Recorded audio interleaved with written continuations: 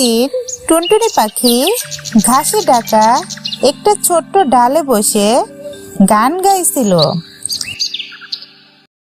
হঠাৎ করে সেখানে এসে হাজির হলো এক খিদে পেটে ছাগল।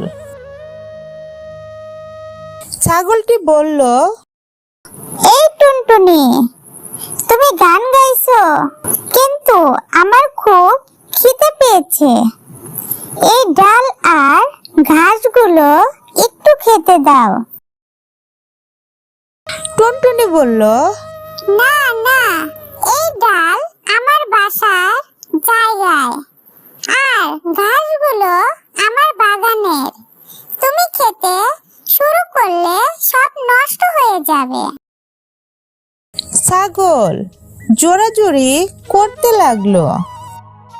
আমি তো শুধু একটু খাবো, তুমি এত কৃপণ কেন? টুনটুনি তখন একটুখানি চিন্তা করে বলল, আচ্ছা ঠিক আছে, যদি তুমি একটা ধাঁধার উত্তর দাও তাহলে আমি তোমাকে ঘাস খেতে দেব। ছাগল খুশি হয়ে বলল, বলে দাও ধাঁধাটা। টুনটুনি বলল,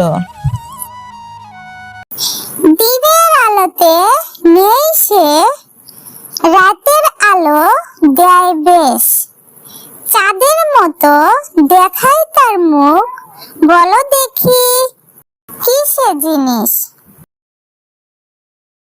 ছাগল অনেক ভেবে ভেবে মাথা ঘামালো, কিন্তু উত্তর দিতে পারলো না। শেষে বলল, আমি জানি না, বলে দাও উত্তরটা। টুনটুনি হেসে বলল, উত্তরটা হলো চাঁদের মতো দেখতে লন্ডন। এখন যেহেতু তুমি উত্তর দিতে পারোনি, তুমি ঘাস খেতে পারবে না। ছাগল লজ্জায় মাথা নিচু করে চলে গেল। টুনটুনি আবার আনন্দে গান গাইতে লাগলো। এই গল্পের শিক্ষা, বুদ্ধি দিয়ে অনেক বড় বিপদও এড়ানো যায়। ছোট হলেও বুদ্ধিমান হলে বড় শক্তিকেও হারানো সম্ভব।